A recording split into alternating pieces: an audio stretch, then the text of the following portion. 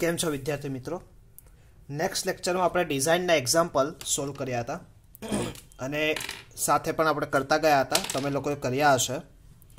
Okay મિત્રો, હવે આજે આપણે ક્વેશ્ચન લેવો છે કે તમને પૂછે કે બીમ સેક્શન હોય, કોઈ બી બીમ સેક્શનમાં minimum steel area in beam, तो मिनिमम एरिया ऑफ स्टील केटलू होय तो AS upon BD is equal to 0.85 upon F5। तो क्या सर आ इक्वेशन हमारे मोटे रखवानुं? ना मित्रों, आ इक्वेशन तमने ऑलरेडी IS 456 2000 पेज नंबर 47 पर ऑलरेडी आपेलू है। पर जीटीयू में कदाच तमने पूछे घणी वखत કે મિનિમમ સ્ટીલ ઇન બીમ કેટલું આવે, તો તમારે માટે આ ઇક્વેશન ખૂબ જ અગત્યનું છે, એટલે યાદ રાખવાનું।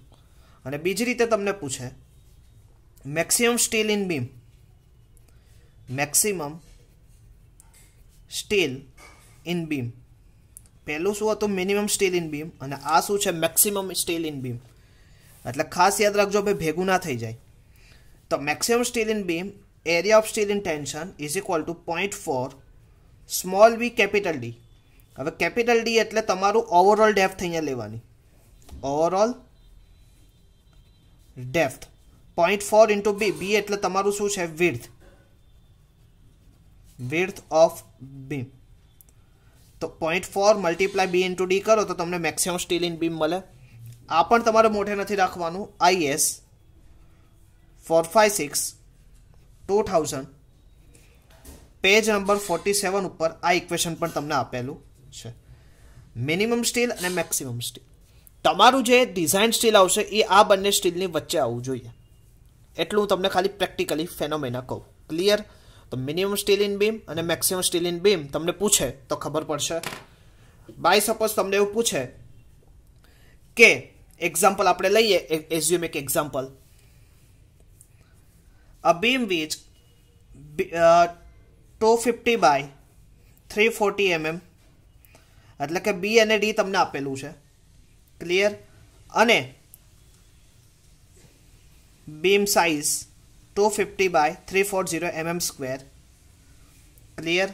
તમને સ્ટીલ ગ્રેડ F5 415 આપેલો હોય, કોન્ક્રીટ ગ્રેડ M20 ગ્રેડ આપેલો હોય, તમને પૂછે કે મિનિમમ સ્ટીલ ફાઇન્ડ કરો, તો તમને AS upon B into D 0.85 upon F5। હવે તમને બી અને ડી આપેલું છે 250 ગુણ્યા 340, તો તમે પ્રોવાઈડ કરી શકો અહીંયા AS 250 ગુણ્યા 340 0.85, F5 કેટલું આવશે તો કે સ્ટીલ ગ્રેડ 415, તો તમને મિનિમમ એરિયા ઓફ સ્ટીલ તમને મળી જાય 0.85 ઇન્ટુ 250 गुणिया 340 भाग्या 415, तो कई आवे mm स्क्वेर। तो आ हूँ आवशे area of steel in minimum area of steel required in a beam. हवे आज जग्याए तमने आ मिनिमम आव्युं, आज जग्याए तमने पूछे मैक्सिमम, तो मैक्सिमम केवी रीते फाइंड करशो मित्रों? तो मैक्सिमम इज इक्वल टू तमने हमणां ज शीखवाड्युं, सूत्र आपणे लीधुं हतुं AST 0.4 B into capital D, तो AST 0.4 B into capital D. હવે આ જે અહીંયા આવ્યું 340, આ કયું આવ્યું ઇફેક્ટિવ ડેપ્થ। તમારે અહીંયા કઈ લેવાની ઓવરઓલ ડેપ્થ, તો ઓવરઓલ ડેપ્થ બાય સપોઝ 380 હશે, 40 નું કવર અહીંયા પ્રોવાઈડ કર્યું હોય, ઇફેક્ટિવ કવર 40 mm, તો તમને AST 0.4 વિડ્થ કેટલું છે, तो विड्थ तमारी केटली 250 અને इफेक्टिव डेप्थ केटली आवशे तमारे 380, तो टोटल तमारू जे आंसर आवशे ई तो शुं आवशे तमारू mm स्क्वेर मैक्सिमम आवशे। क्लियर? तो आ एक्जाम्पल द्वारा आपने खबर पड़े मिनिमम स्टील इन बीम और मैक्सिमम स्टील इन बीम केटलू लेवानुं। याद रहेशे, 2 मार्क्स में घणी बधी वखत जीटीयू में पूछायेलो क्वेश्चन है मिनिमम स्टील इन बीम और मैक्सिमम स्टील इन बीम। क्लियर मित्रों? ओके, हवे आजे आपणे चेप्टर 2 એટલે કે બીમ સેક્શનમાં આગળ આપણે વાત કરવી છે doubly reinforcement beam. Doubly reinforce concrete beam. Okay, પહેલા તો કે જરૂર કેમ પડી, કેમ સિંગલીથી કામ નહોતું પૂરતું થતું? તો પહેલો ક્વેશ્ચન તમારા માઇન્ડમાં આવે, necessity of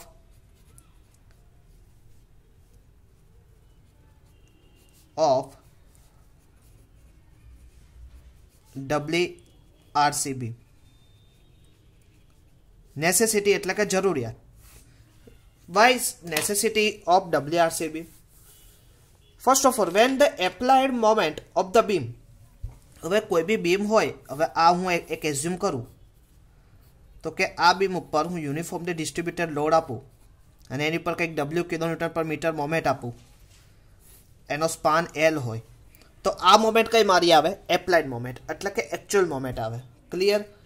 is applied moment is more than, કેવી? Applied moment is more than moment of resistance. Moment of resistance.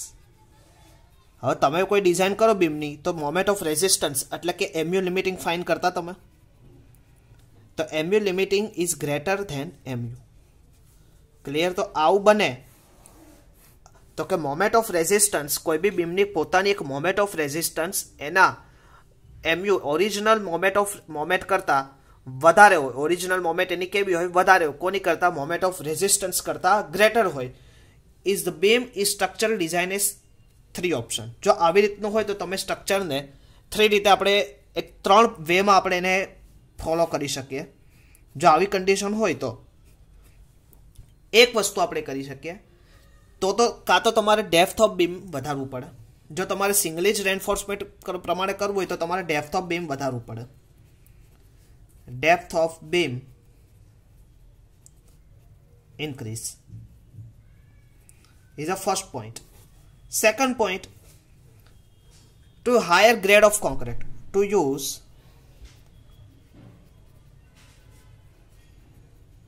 higher grade of concrete and improve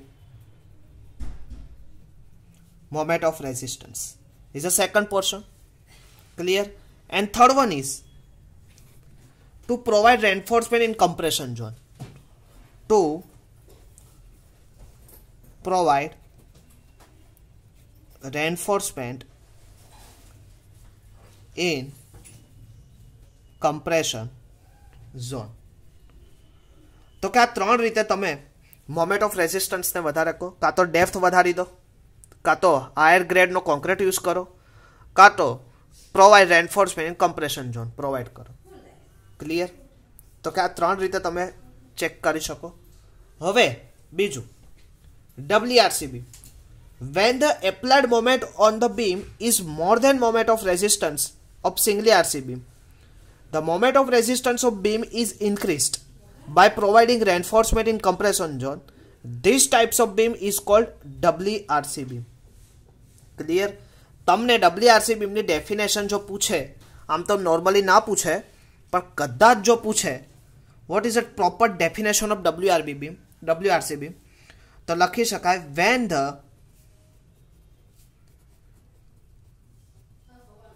applied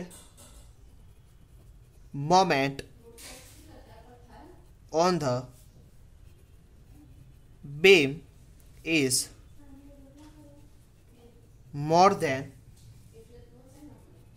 the moment of resistance of singly RC beam. The moment of resistance of beam is increased by providing reinforcement in compression zone. These types of beam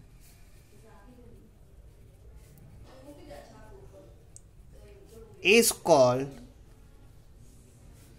WRC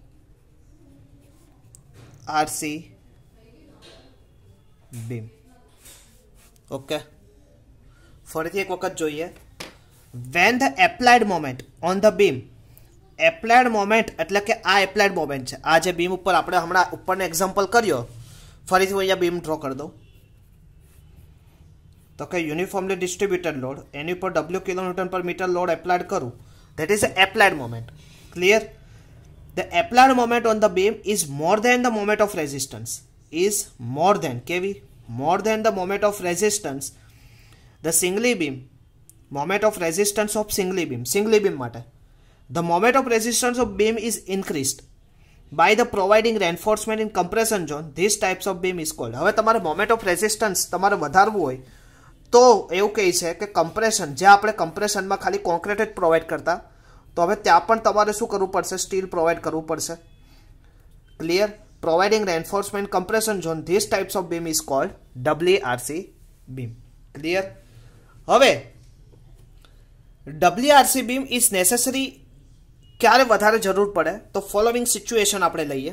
તો કઈ કઈ સિચ્યુએશનમાં, which situation WRC beam can be necessity? તો first of all, when it is not possible to increase depth. હમણાં જ મેં આપણા 3 possibility કીધી કે ડેપ્થ ઓફ બીમ ઇન્ક્રીઝ કરો તો તમે મોમેન્ટ ઓફ રેઝિસ્ટન્સ વધે. પણ હવે એવી સિચ્યુએશન છે કે જ્યાં તમે ડેપ્થ ઓફ બીમને ઇન્ક્રીઝ કરી શકો એવી કોઈ સંભાવના જ નથી, અને તમારે લોકોએ architectural purpose, due to architectural purpose કે ડેપ્થ ઓફ બીમ તમે એક લિમિટેશન કરતાં વધારી શકો એવી છે જ નહીં, એ જગ્યાએ તમારે ડબલી રેન્ફોર્સમેન્ટની ડિઝાઇન કરવી પડે.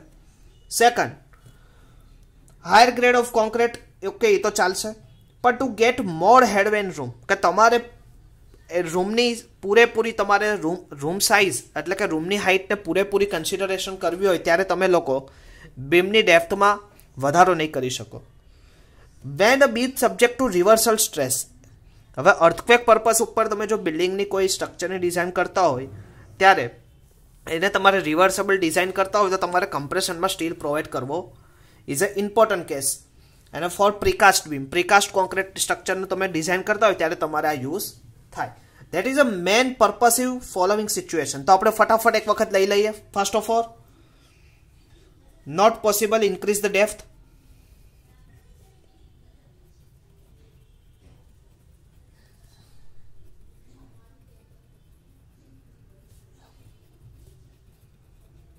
As per architectural purpose of view. Second, get more headway.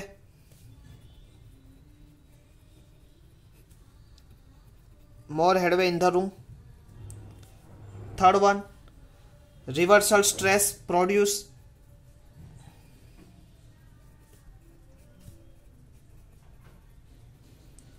And a precast concrete.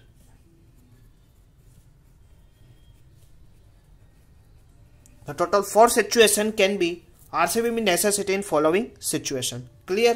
મિત્રો હવે બેઝિક આજે આપણે શીખીએ થોડુંક one way slab, one way singly beam અને ડબલી બીમ વિશે. ક્લિયર? પહેલા મિત્રો આપણે સિંગલી રેન્ફોર્સમેન્ટની વાત કરતા હતા ત્યારે આપણે સ્ટીલ ક્યાં પ્રોવાઈડ કરતા હતા? ટેન્શનમાં જ. પણ અહીંયા હવે હું એક બીમ સેક્શન કન્સિડર કરું છું. ઓકે, હવે આ બીમ સેક્શન છે તો આ એની કઈ ડેપ્થ આવશે? Capital D. હવે હું સ્ટીલ પ્રોવાઈડ કરું તો આ એની કઈ આવશે? Effective cover E. Same is it હું કમ્પ્રેશનમાં સ્ટીલ પ્રોવાઈડ કરું. ક્લિયર? તો આ એનું શું આવશે? Effective compression, effective depth in compression D dash કહેવાય. ટોપ ફાઈબરથી લઈને ટેન્શન ઝોનમાં રહેલા સ્ટીલના સેન્ટર વચ્ચેનું જે ડિસ્ટન્સ છે એને હું કહીશ ઇફેક્ટિવ ડેપ્થ. ક્લિયર? અહીંયા સુધી આપણને ખબર છે આટલી વસ્તુ. અને આ જે બીમ છે એની હોરિઝોન્ટલ વિડ્થ B. ક્લિયર? હવે પહેલાં તો જે કમ્પ્રેશનમાં આપણે જે સ્ટીલ પ્રોવાઈડ કર્યું છે એને આપણે નામ આપશું ASC. શું નામ આપશું મિત્રો? ASC. ASC means area of steel in compression zone. ASC. Clear? યાદ રહેશે. ઓકે, અને જે ટેન્શનમાં જે આપણું સ્ટીલ પ્રોવાઈડ કર્યું છે એને આપણે નામ આપશું AST. શું નામ આપશું? AST, area of steel in tension. યાદ રહેશે. ક્લિયર? હવે આ તમારું કયું neutral axis at neutral axis આવ્યું. ક્લિયર. ન્યુટ્રલ એક્સિસના ઉપરના ભાગમાં હમણાં જ આપણે વાત કરતા હતા કે જે બી લોડ મળશે કોને લીધે આવશે, કમ્પ્રેશન ઝોનના સ્ટીલના, એટલે કે કમ્પ્રેશન ઝોનમાં કોન્ક્રીટના સેન્ટર ઓફ ગ્રેવિટીથી. તો આપણે કેટલું ડિસ્ટન્સ અહીંયાથી એટલું લેતા હતા 0.42 ઇન્ટુ XU, અને આ કોન્ક્રીટના સેન્ટરથી, કોન્ક્રીટના સીજીના સેન્ટરથી સ્ટીલના સેન્ટર સુધીનું વર્ટિકલ ડિસ્ટન્સ એને લીવર આર્મ ડિસ્ટન્સ Z કહેતા હતા, D માઇનસ 0.42 ઇન્ટુ XU. પણ હવે અહીંયા આપણે બે રીતે આવશે. તો આને આપણે Z1 કહીશું કેમ કે સ્ટીલના સેન્ટરને લીધે, સીજીને લીધે, અને બીજું તમારું આવશે ધીસ વર્ટિકલ ડિસ્ટન્સ, એને આપણે કહીશું Z2 ડિસ્ટન્સ. બે સ્ટીલના સેન્ટર ટુ સેન્ટર ડિસ્ટન્સને Z2 ડિસ્ટન્સ કહીશું. અને એ Z2 ડિસ્ટન્સ શોધવા માટે તમારે લોકોએ શું ફાઇન્ડ કરવું, તો Z2 કેવી રીતે મળે, તો Z2 શોધવા માટે તમારે મિત્રો D માઇનસ D ડેશ કરવાનું. હવે જોઈએ આપણે, જો અહીંયા હું તમને સમજાવું તો કે ઓલરેડી આટલું આ ડિસ્ટન્સથી આ ડિસ્ટન્સ કેટલું D, એમાંથી તમે D ડેશ જેટલું ડિસ્ટન્સ બાદ કરી દો તો તમને મળી જાય D minus D dash distance, તો તમને Z2 મળી જાય. ક્લિયર. તો આ બેઝિક ફંડા યાદ રહેશે ફિગર. ઓકે. હવે આપણે વાત કરી હતી at neutral axis total tension is equal to total compression. Okay. હવે આપણે ફિગરમાં જોઈએ તો કે ટોટલ ટેન્શન તો ટેન્શન તો એક જ છે, પણ કમ્પ્રેશનમાં આપણે બે ફેક્ટર આવ્યા, એક સ્ટીલ ફેક્ટર આવ્યું અને એક સીજી ફેક્ટર. તો આપણે અહીંયા લઈએ compression due to CG of concrete and compression due to steel, બે રીતે.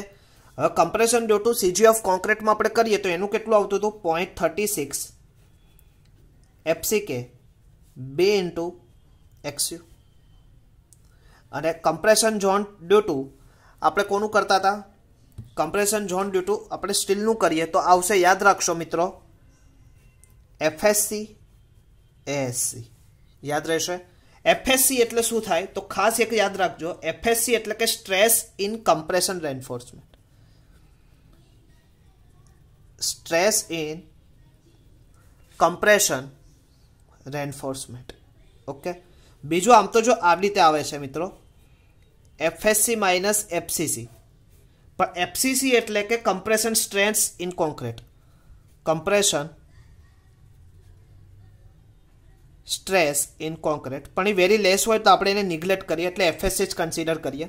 તો stress in compression reinforcement. Clear. અને T કેટલું આવશે 0.87 FY AST. યાદ રહેશે. તો મિત્રો આની ઉપરથી તમારે લોકો પહેલાં તો શું ફાઇન્ડ કરવું પડશે તો કે XU ફાઇન્ડ કરવાનું. જ્યારે પણ એક્ઝામ્પલ ગણશું ત્યારે આની ઉપરથી તમારે પહેલાં XU ફાઇન્ડ કરવાનું. તો કે XUની કંઈક વેલ્યુ આવશે, આ XUને તમારે કરતા બનાવવાનું. તો શું હવે કરતા બનાવતા હું તમને અત્યારે જ શીખવાડી દઉં કે જ્યારે એક્ઝામ્પલ વખતે આપણે ડાયરેક્ટ ઇક્વેશન યુઝ કરી શકીએ. તો કેવી રીતે, તો first of all 0.87 FY AST minus FSC ASC divided by 0.36 FCK B is equal to XU મળે. ઓકે. આ XUની કિંમત મિત્રો આપણે લોકોએ કોની જોડે સરખાવતા હતા, XU મેક્સિમમ જોડે. એ કે આપેલી હતી પેજ નંબર 70 ઉપર. કોની ઉપર ડિપેન્ડ્સ રહેતી તો કે સ્ટીલના ગ્રેડ ઉપર, ડિપેન્ડ્સ ટુ સ્ટીલ ગ્રેડ. અહીંયા સુધી મિત્રો ક્લિયર થાય છે. ઓકે. હવે નેક્સ્ટ, હવે મારે મોમેન્ટ ફાઇન્ડ કરવી છે, પણ અત્યાર સુધી આપણે મોમેન્ટ ફાઇન્ડ કરવા માટે 3 ઇક્વેશન લેતા પેજ નંબર 96, પણ અહીંયા આપણે એવું નથી કરવાનું. અહીંયા અલ્ટિમેટ મોમેન્ટ તમને મળશે C1 into perpendicular distance Z1 and C2 into perpendicular distance Z2 moment at tension bar. તો C1 કેટલું હતું તો હમણાં જ આપણે કર્યું હતું 0.36 FCK 2 ઇન્ટુ XU. હવે XU ઓલરેડી તમને અહીંયા મળી ગયું હશે. અને Z1 આપણે કેટલું આવ્યું હતું D minus 0.42 into XU. C2 તમારું મિત્રો કેટલું આવશે તો કે C2 તમારું આવશે FSC ASC અને Z2 કેટલું આવશે D માઇનસ D ડેશ. તો આ ઇક્વેશનને આપણે મિત્રો સોલ્વ કરીએ તો આપણને MU લિમિટિંગ મળી જાય. ઓકે, તો આ એક્ઝામ્પલ આપણો કયો હતો? એક બેઝિક સ્ટેપ હતા, યાદ રાખશો. બેઝિક સ્ટેપ હતા કોના? તો કે ડબલી રેન્ફોર્સમેન્ટ બીમના એનાલિસિસના. તો નેક્સ્ટ ટાઈમ જ્યારે પણ આવશું ત્યારે આપણે આના ડિટેલ એક્ઝામ્પલ સોલ્વ કરશું. તો નેક્સ્ટ ટાઈમ આવીએ, ત્યાં સુધી મિત્રો જય સ્વામિનારાયણ.